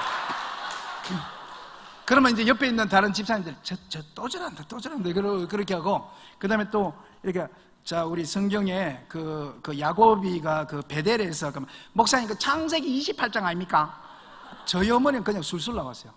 근데 저희 담임 목사님이 너무 좋은 분이었어요. 우리 어머니가 무식한데 성경 아니까 자꾸 자랑하고 싶곤 해서 저희 어머니를 이 사람을 뭔가 사역하는 데 넣어야 되겠다 해서 저희 어머니를 그 당시 대구 파티마 병원 중환자실, 암환자실 중보기도팀, 요즘으로 지금 호스피스 팀이죠. 죽기 전까지 기도해주고 전도하고, 안 믿는 사람 전도하고 믿는 사람 죽기 전까지 기도해주는 그 중보기도팀에다가 저희 어머니를 집어넣었어요. 그때부터 저희 어머니의 은사가 드러나기 시작하는 거예요. 파티마 병원에 저희 어머니는 유명합니다. 암 환자를 얼마나 많이 살렸는지. 저희 어머니가 복수가 일에 찬 사람, 그 다음에 뭐 췌장암, 뭐 간암, 수많은 사람을 살렸어요. 그래서 나중에 교회 영적 질서가 무너지기 시작하는 거예요. 저희 어머니가 그때는 집사였는데, 김집사인데 모든 이 성도들이나 아니면 다른 친척이나 자기 사돈이나 이런 사람이 아픈 사람이 있으면 저희 어머니가 한테 와서 김 집사가 우리 병원, 우리 그 시숙, 우리 그 백부, 우리 그 누나 기도 좀 해주면 좋겠다고 찾아오는 거예요. 왜냐면 저희 어머니하고 손 붙잡고 기도하면 그 사람이 물론 죽은 사람도 있지만 살아난 사람이 많아서 파티마 병원에서 저 집사가 중보 기도하는 사람을 산다고 소문이 나 있었으니까 교회 영적 질서가 무너지는 거예요. 부목사님이 짝 지어주잖아요. 김 집사님은 이 환자, 박 집사님은 이분 이렇게 하는데 어머니하고 짝 지어준 환자는 살아나고 부목사님이 짝 지은 사람은 부목사님 죽어버리고 이러니까 이게 영적 질서가 무너지면서 저 사람이 은사주의자다 이렇게 하면서 어머니가 이제 코너에 몰린 거죠. 그런데 그 담임 목사님이 너무 귀한 분이어서 보니까 저분이 학교도 안 다니고 그런데 성경은 많이 읽었고 성경 많이 읽으니까 자연히 능력이 드러나고, 제가 어머니한테 어느 날 물었거든요. 저도 나중에 목사 되니까 이제 아픈 사람들이 자꾸 찾아오더라고요. 청년들도 병원에 있고. 그래서 제가 이제 가서 기도하니까 더 아프더라고요. 그래서 목사 되고 난 다음에 제가 어머니한테 한번 물었죠. 엄마, 내 기억에 엄마 그때 내 고등학교 다니고 그럴 때 대학교 다닐 때 그 환자들 많이 살리잖아. 내 살렸지. 엄마 그때 무슨 신유연사는 어떻게 받는 거예요? 그러니까 저희 어머니 이렇게 얘기했어요. 인건아, 나 신유연사 받은 적 없다. 아니 엄마 그때 환자들 많이 살렸잖아. 암 환자 그때 우리 대구 삼덕교에서 유명했잖아. 난 신유연사 받은 적 없고 그냥 그 암 환자 이렇게 딱 보면 옆에 아들 있고 복수가 차서 이렇게 있는 거 보면 애는 여기서 엄마가 병 걸린지도 모르고 막 물방울 뭐 하고 놀고 있으면 그래 눈물이 많이 난다. 야야, 내가 그때 28살 때 너가 방에 기 댕기고 너가 영이 울고 그게 생각이 나갖고 눈물이 난다. 그럼 내가 그 사람한테 가서 이보소, 예수 믿어 안 믿어? 그러면 안 믿는다. 그러면 죽기 전에 이 신에게 한번 빌어보소. 그러면 나는 이제 죽어서 안 됩니다. 그러면 아니 그래도 이 아를 살리기 위해서 이제 어떻게 아를 위해서도 살 생각을 죽더라도 신이 있으면 살려달라고 몸부림만 쳐봐야 될 거 아니며, 내가 당신을 위해서 10일 금식할 테니까 당신도 금식하며 기도하시오. 그리고 어머니는 정말 금식을 하세요. 제 중고등학교 때 어머니의 모든 기억은 항상 밥을 굽는 거였어요. 왜 굽냐 그러면 또 누구 기도한대요. 또 밥 먹다가 또 왜 굽냐 그러면 또 누구 기도한대요. 그러면 이제 한 며칠 그렇게 하면 한 3일 정도 사람이 밥을 안 먹으면 표가 나잖아요. 이렇게 들어가고. 그러면 그 암 환자가 이야기한대요. 아줌마, 왜 이렇게 매일마다 찾아와서 울면서 날 위해서 기도해 주냐고. 보니까 진짜 굶고 있으니까.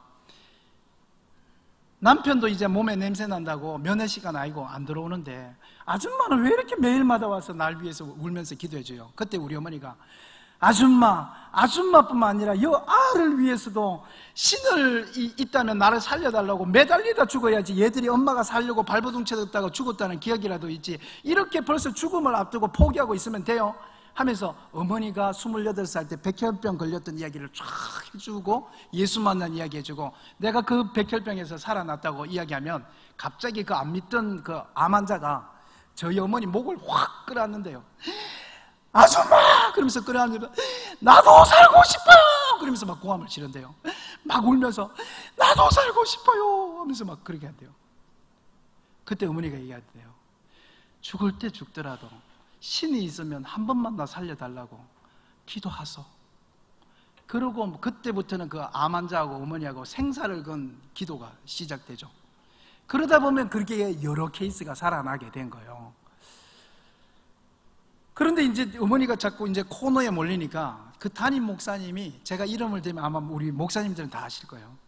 그 담임 목사님 너무 좋은 분이어서 저희 어머니가 무식해서 자꾸 이렇게 코너에 몰리는 거에서 저희 어머니를 성경대학 베델 크로스웨이 그 성경 공부를 시킵니다. 그 다음에 어머니한테 얘기해요. 김 집사님 성경 읽지요? 예, 성경 읽을 수 있습니다. 성경 읽을 수 있으면 국민학교 검정고시는 금방 딴다. 검정고시 책을 갖다 줬어요.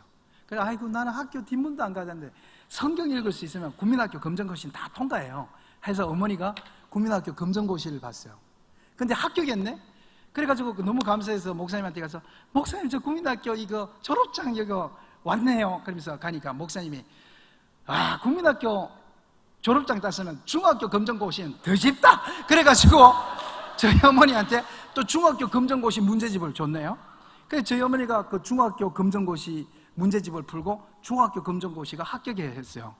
그리고 그 목사님이 지금은 이제 신천지 때문에 온갖 지금 성경 공부 하는 것들이 지금 다 문이 닫혔잖아요.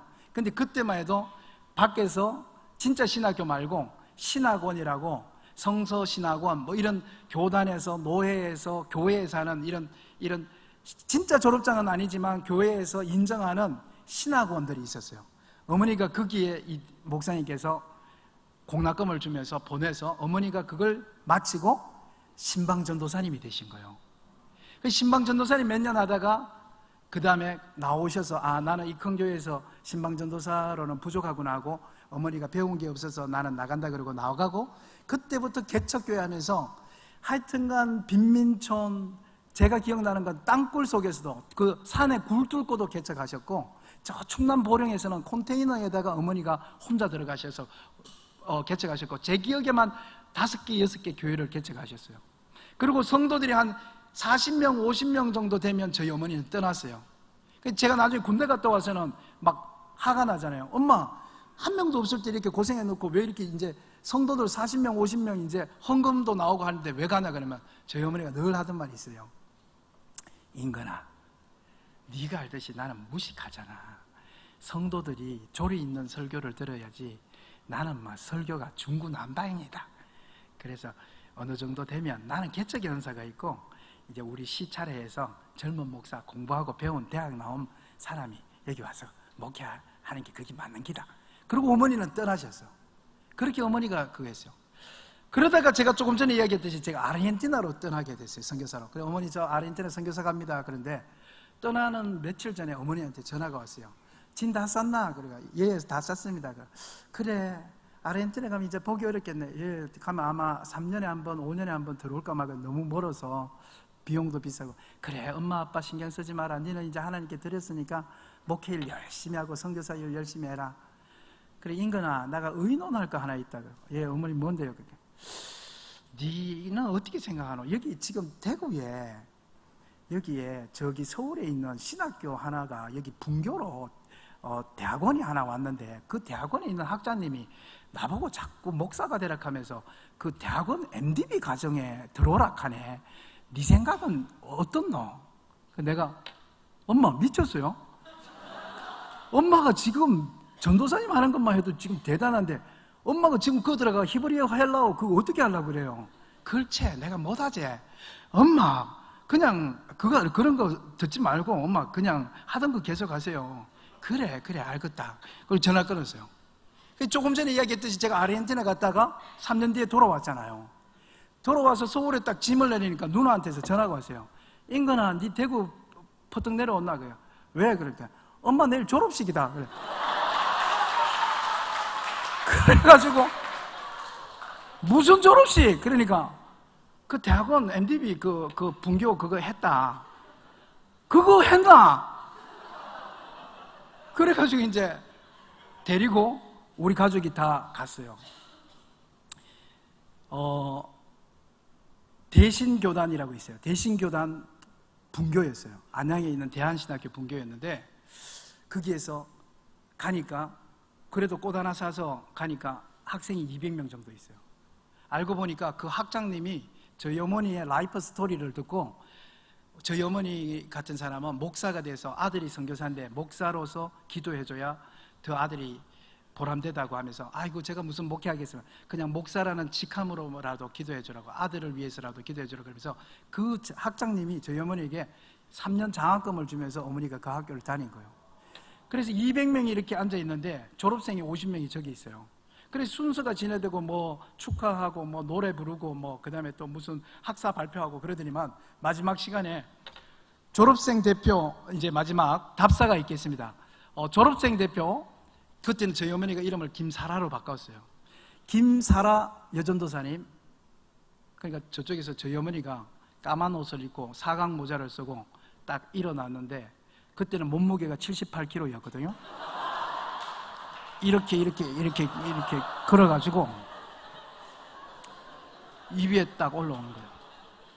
딱 올라와서 그러니까 학장님이 사각 모자 줄을 이렇게 딱 석사 이제 대학원생이라는 걸 딱 표시하고 어머니가 안에서 딱 답사문을 딱 끄집어내서 딱 펴놓고 읽는 거예요. 사랑하는 학우 여러분, 여러분이 잘 알듯이 저는 국민학교 뒷문도 못 다녀본 무식한 여자입니다.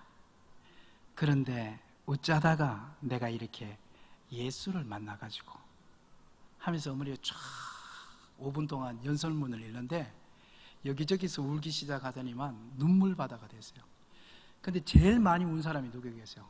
저 제일 뒤에서 제가 엄마한테 글자 가르쳤는데 우리 엄마가 얼마나 무식한 사람인지 난 너무도 잘 알고 있는데 그 무식한 엄마가 지금 대학원 MDB를 통과하고 지금 목사 코스의 졸업장을 가지고 졸업생 대표로 연설문 이 종이 몇 장을 읽고 있는 모습을 보면서 저는 뒤에서 소리 내면서 저는 울었어요.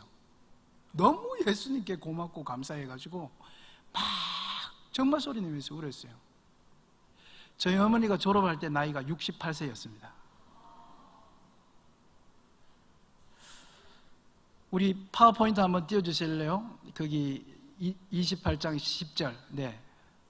그 다음 장 10절. 쭉 넘기세요. 다시 10절. 네. 10절. 계속 뒤로 넘기시면. 예, 오케이.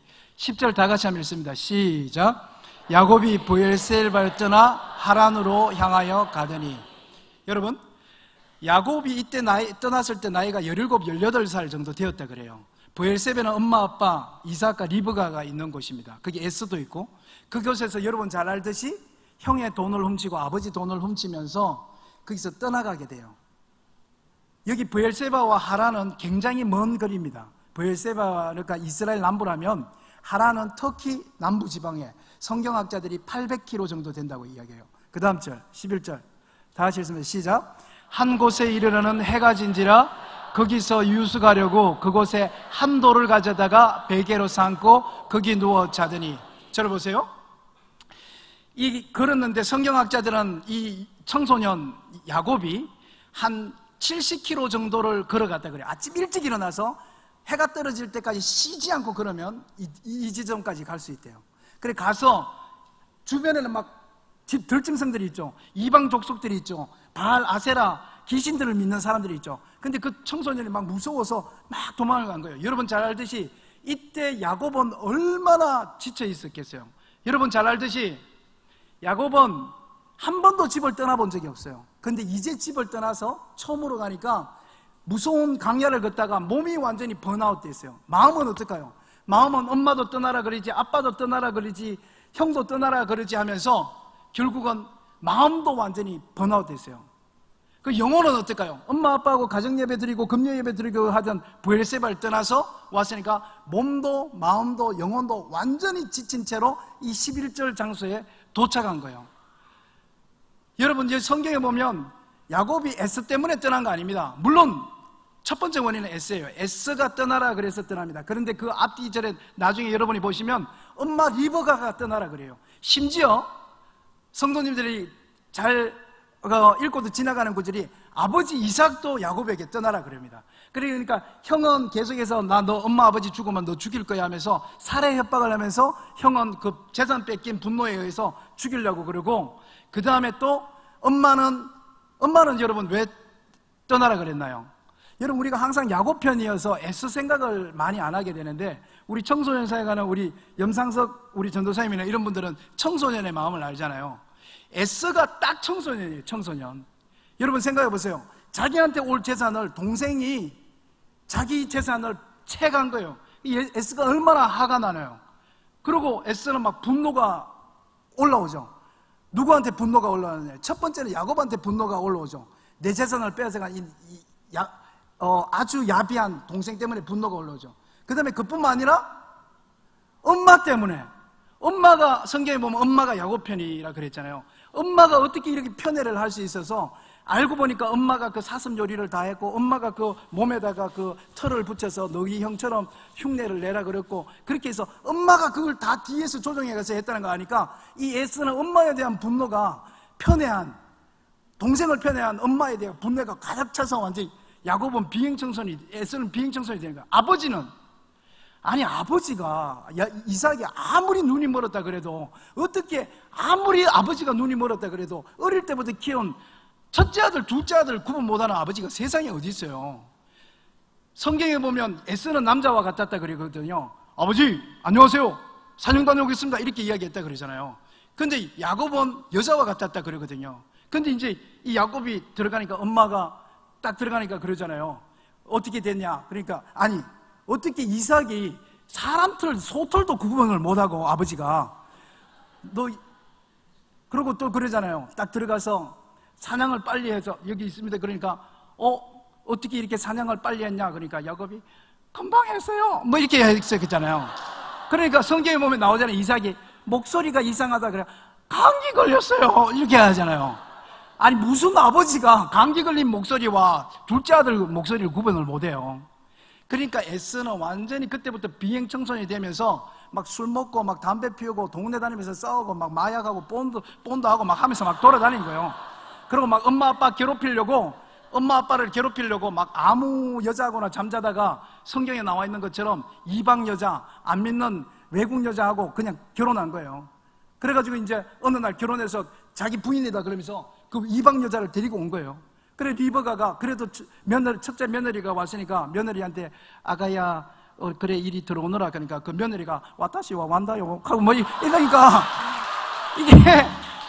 이게 며느리하고 아무런 이게 이 소통도 안 되고 하니까 그러니까 이 엄마가 여러분 성경에 보면 나오듯이 야곱한테 제발 니는 말통하는 며느리 데리고 오냐, 나는 절대 이방 여자 며느리로 못 맞이한다 그러면서 둘째 아들 야곱한테 가라 그렇게 해서 간 거예요. 아버지도 보니까 며느리하고 말이 안 통하죠. 왔다시오 완전 니저 셔머 하고 막 그러니까 이 11절에 야곱은 완전히 몸으로도 심적으로도 영혼적으로도 번아웃돼서 어떤 곳에 더 이상 걷다 지쳐서 어떤 곳에 푹 쓰러졌는데 들짐승이 있으니까 혹시라도 늑대라도 오면 방어를 해야 되니까 돌을 보니까 어떤 돌이 있어서 그 돌을 가져다가 큰 돌을 가지고 베면서 자다가 딱 짐승이 오면 이렇게 위협하려고 돌을 베면서 잤던 거예요. 12절 다 같이 읽습니다. 시작. 꿈에 본적 사닥다리가 땅 위에 서 있는데 그 꼭대기가 하늘에 닿았고 또 본적 하나님의 사자들이 그 위에서 오르락 내리락 하고. 들어보세요. 야곱 인생의 가장 몸도 바닥, 마음도 바닥, 영혼도 바닥, 자기 인생에서 더 이상 소망이 없고 자기 인생에서 가장 포기하고 절망한 그 순간에 그 바닥에서 사닥다리가 착착착착착착착 펴지더니만 그 위에서 천사가 오르락 내리락 하고 하는 거예요. 13절 다 같이 읽습니다. 13절 시작. 또 본적 여호와께서 그 위에 서서 이르시되 나는 여호와니 너의 조부 아브라함의 하나님이요 이삭의 하나님이라. 내가 누워있는 땅을 내가 너와 내 자손에게 주니니. 할렐루야.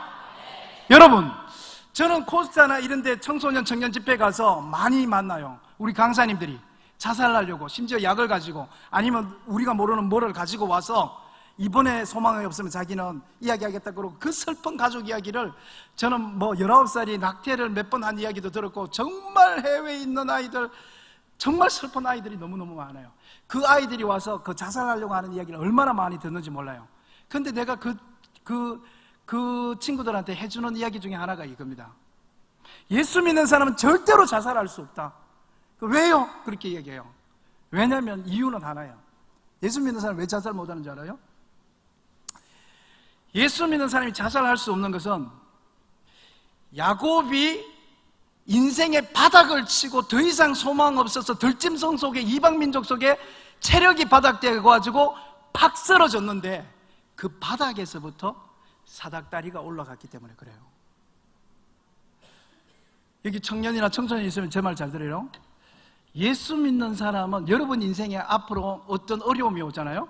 정말 포기하고 싶은 거, 심지어 어느 정도로 생명을 버릴 정도로 끊고 싶을 정도로 여러분의 인생의 바닥이 어느 날 왔다 할지라도 여러분 잊지 마세요. 예수 믿는 사람이 쓰러지면 그 바닥이 예수 그리스도입니다. 저를 따라합니다. 나는 넘어져도 바닥이 예수다. 우리 사투리로 한번 할까요? 나는 넘어지면 예수 등더리에 넘어진다. 우리는 넘어지면 그 바닥이 예수 등 위에 넘어지는 거예요. 할렐루야. 우리 인생의 바닥이라고 하는 그 순간이 그 바닥이 예수가 바치고 있는 거예요. 예수가. 그리고 거기에서 사닥다리가 펼쳐지면서 야곱 인생의 첫 번째 하나님을 거기에서 만나는 거예요. 13절 14절 다 같이 읽습니다. 14절 시작. 내 자손이 땅에 티끌같이 되어 내가 서쪽, 동쪽, 북쪽과 남쪽으로 퍼져나갈지며 땅의 모든 족속이 너와 내 자손으로 말미암아 복을 받으리라. 15절요. 이게 모든 목사님, 한 목사님, 염상석 전도사님, 우리 어머니, 그 다음에 홍정길 목사님, 이찬수 목사님, 유기성 목사님, 다윗, 요셉, 야곱, 우리가 지금까지 신앙생활하는 모든 사람들이 변함없이 듣는 하나님의 음성이 여기 15절이에요. 다 같이 한번 읽겠습니다. 시작. 내가 너와 함께 있어 내가 어디로 가든지 너를 지키며 너를 이끌어 이 땅으로 돌아오게 할지라. 내가 내게 허락한 것을 다 이루기까지 너를 떠나지 아니하리라 하신지라. 할렐루야. 자기가 인생의 바닥을 쳐서 완전히 체력 번아웃, 마음 번아웃, 영혼 번아웃 돼서 누워있는데 거기에서 사다리가 펴지고 천사가 하늘 문을 열고 하나님이 내려다보면서 야곱에게 하시는 말이 내가 너와 함께 있겠다, 지키겠다, 돌아오게 하겠다, 나는 너하고 뭔가 하고 싶은 일이 있다, 나는 절대로 너를 떠나지 아니할 것이다. 할렐루야. 이게 여러분 저희 어머니, 여기 있는 한 목사님, 지금 하나님을 만났다고 하는 모든 사람들에게 제가 어떻게 만났냐고 물을 때 동일한 질문이 이 질문이에요. 우리가 하나님 만났을 때 하나님께서 그렇게 많은 말을 하시는 게 아니더라고요. 임마누엘, 내가 너와 함께 있겠다. 사랑하는 딸아, 내가 너를 사랑한다. 사랑한다 아들아. 그 한마디로 내 모든 인생의 문제가 해결되더라고요. 할렐루야. 야곱이 이 하나님의 음성을 들었어요. 저는 오늘 이 밤에 우리 성도님 중에 어려운 분이 계시다면 하나님의 음성을 들으시기를 축복합니다. 근데 16절이 기가 막혀요. 16절 다 같이 읽습니다. 시작. 야곱이 잠이 깨어 이르되 여호와께서 과연 여기 계시거늘 내가 알지 못하였도다. 다시 한번 읽습니다. 시작. 야곱이 잠이 깨어 이르되 여호와께서 과연 여기 계시거늘 내가 알지 못하였도다. 영어 표현에 보면 surely, surely, surely, surely the Lord is in this place and I was not. 예수님께서 진짜로 이곳에 계셨는데 내가 알지 못. 하나님께서 이 자리에 계셨는데 문제는 내가 알지 못한 거예요. 저는 신앙이 성숙한 사람하고 안 성숙한 사람의 차이를 여기서 봅니다. 야곱은 지금 하나님을 만날 수 있는 환경이 아닙니다. 가장 인생의 어려운 때에 그때 하나님을 만났어요. 야곱은 하나님이 브엘세바에 있는 줄 알았어요. 하나님이 엄마 옆에 있는지 아빠 옆에 있는 줄 알았어요. 하나님께서 목사님 옆에 있는 줄 알았어요. 그리고 삼촌 집에 도착하면 거기 기독교인이 많은 그 삼촌 집에 도착하면 그때부터 신앙생활을 할 수 있을 줄 알았어요. 그런데 야곱이 이날 깨달은 것은 엄마도 아니고 삼촌도 아니고 자기 혼자 이방 족속 속에서 들짐승 속에서 온갖 경제적이고 육체적이고 정신적인 가족의 모든 상처와 어려움 속에 있는데 그때 하나님께서 내가 너와 함께 하겠다, 지키겠다, 돌아오게 하겠다, 결코 너를 떠나지 않겠다, 나 너하고 하고 싶은 일이 있다 하는 순간에 야곱이 하나님께서 여기에 브엘세바가 아니라 여기에 계셨는데 내가 알지 못했다는 걸 깨닫게 됐어요. 할렐루야. 와, 여러분 이 깨달음이 얼마나 대단한 깨달음인지 몰라요. 이 시간이 또 기다릴 시간이 돼서 제가 17절까지만 할게요. 17절 한번 펴보세요. 다 같이 읽습니다. 시작. 이에 두려워하여 이르되 두렵도다 이곳이요 이것은 다름 아닌 하나님의 집이요 이는 하늘의 문이로다. 18절도 읽어볼까요? 야곱이 아침에 일찍이 일어나 베개로 삼았던 돌을 가져다가 기둥으로 세우고 그 위에 기름을 붓고. 여러분, 제가 빨간색으로 해둔 거 있죠? 두렵도다 이곳이요 This place, 여기가 The kingdom of God, This is the house of God, 하나님의 집이다. This is the gate of heaven, 이곳이 하늘의 문이다. 그리고 그 돌을 가져다가 그 위에 기름을 부었어요. 여러분, 지금 여기에서 달라진 게 한글 표현이 기가 막힌데 영어 표현에 보면 뭐가 달라진지 아세요? This. 우리 방송실 11절로 한번 돌려볼래요? 11절로? 앞에 11절로? 오케이. 11절에 야곱이 있었던 거예요. A certain place. 영어 성경에 보면 한 곳, 어떤 곳에 이르러서 어떤 돌? A certain stone. 어떤 돌? 영어 표현에 one of the stones. 주변에 돌이 되게 많았는데 그 중에 야곱이 보고 제일 큰 돌 하나를 베어서 잤다는 거예요. 그러니까 야곱이 어떤 곳에 도착해서 어떤 돌을 하나 머리에 베고 잤더라. 이게 16절 전의 이야기예요. 17절 다시 안 갑니다. 17절. 17절에 보면 this place. 할렐루야. 여러분, 깨닫는가 깨닫지 않는 차이는 여기 있어요. 안 깨달으면 우리가 하나님께서 나와 함께 하시는 것을 깨닫지 못하면 지금 here and now, 지금 여기에서, 지금 함께하는 교회에서, 이 부산에서, 이 금정구에서, 이 사구에서, 여기 해운대구에서, 지금 이 직장에서, 이 사무실에서, 이 학교에서, 지금 먼 훗날이 아니고, 지금 어려운 지금 내 이 순간, 지금 내가 이렇게 어렵고 힘들고 취직이 안 되고 결혼이 안 되고 아무리 스펙을 가져도 안 되고 내가 직장을 구하려고 해도 안 되고 지금 어려운 온갖 빚더미 속에 있는 이때에 하나님이 여기 계시는 거예요. 할렐루야. 그러면서 여러분이 이걸 깨닫고 나면 이 함께하는 교회가 여러분 인생에 지나가는 어떤 교회, 한 목사님, 어떤 목사님, 권사님의 어떤 권사님, 식당의 어떤 장로님, 성가대의 어떤 성가대가 아니라 하나님께서 여러분과 저의 인생에서 꼭 만나야 될 사람을 이곳에서 만나게 하신 줄로 믿습니다. 이 인생에, 결국 인생은 해석이거든요. 이 인생의 해석이 달라지면 내가 만난 이 목사님, 내가 만난, 지금도 마찬가지예요. 지금 제가 설교하는데 이 설교를 가지고 자기 인생의 문제를 푼 사람이 틀림없이 있을 것이고, 오늘 금요일날 어떤 분이 왔다고 하는 사람, 어떤 목사님이 불러서 어떤 목사님이 오늘 저녁에 설교했다고 하는 사람이 있어요.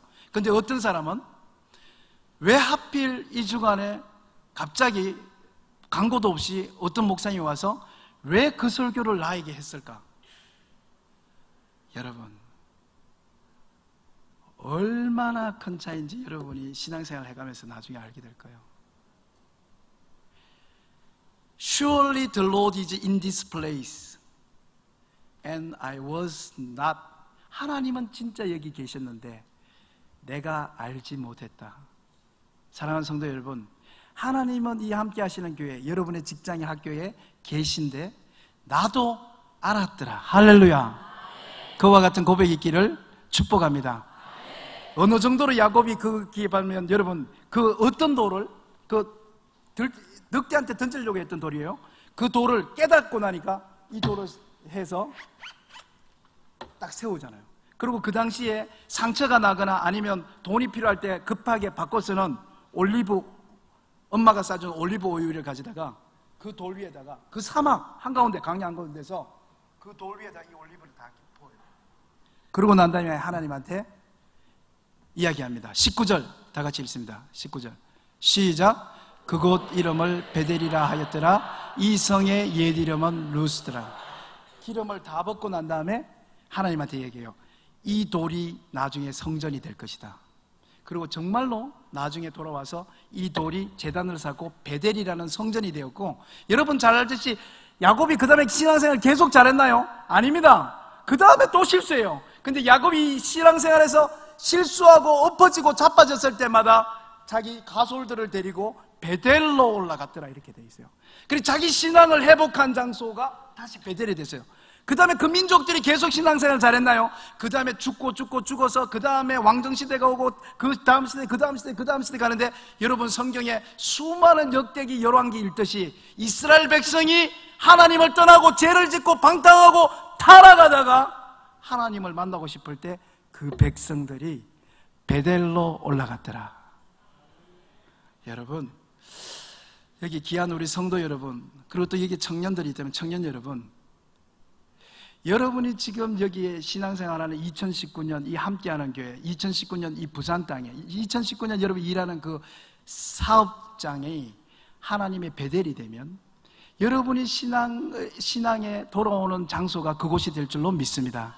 그뿐만 아니라 여러분의 후손이 여러분의 신앙의 간증을 가지고 다시 신앙을 회복하게 될 줄로 믿습니다. 여러분의 자녀의 자녀가 혹시 하나님 나라를 떠났다가 그가 다시 하나님을 만나고 싶을 때 여러분의 신앙의 그 자리로 돌아올 줄로 믿습니다.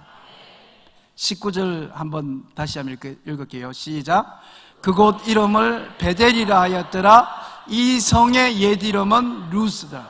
다시 읽습니다. 시작. 그곳 이름을 베델이라 하였더라. 이 성의 옛 이름은 루스더라. 제가 의도하고 있는 대로 안 읽히네요. 제가 힌트를 드릴게요.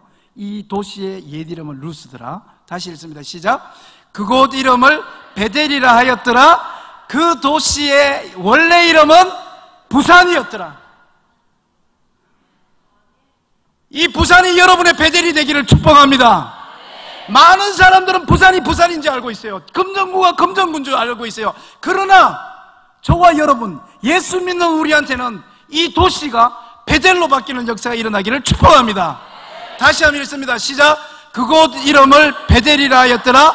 그 도시의 옛 이름은 부산이었더라. 할렐루야.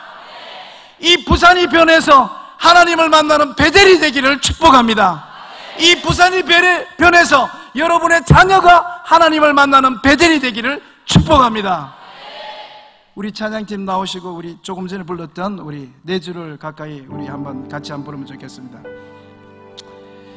지금 이 찬양은 사라 아담스라는 1800년대에 가장 예뻤던 여배우였습니다. 어느 날 폐병이 걸리게 되고 30살에 무대를 내려오게 됩니다. 인생의 종을 찍으려고 그랬습니다. 인생을 마감하려고 했을 때 성경을 읽으라는 권유를 따라서 매일 성경을 읽었고, 있다가 어느 날 창세기 28장을 읽게 됩니다.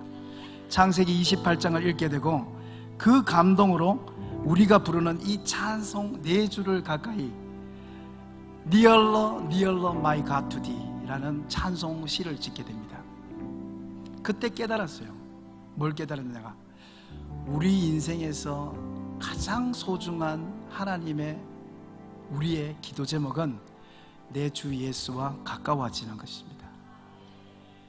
우리가 어쩌다가 기도 제목이 이렇게 취직, 결혼, 차, 그다음 부동산, 아파트 이렇게 됐는지, 우리 청년들의 기도 제목이 어떻게 이렇게 많은 스펙이 됐는지, 여러분, 우리 신앙생활 하는 데 있어서 저희 어머니가 말씀하신 것처럼 우리 신앙생활에 있어서 첫 번째, 여러분, 저희 어머니가 가장 고난에 있을 때에, 백혈병 걸려 있을 때 그 자리가 저희 어머니의 베델이었어요.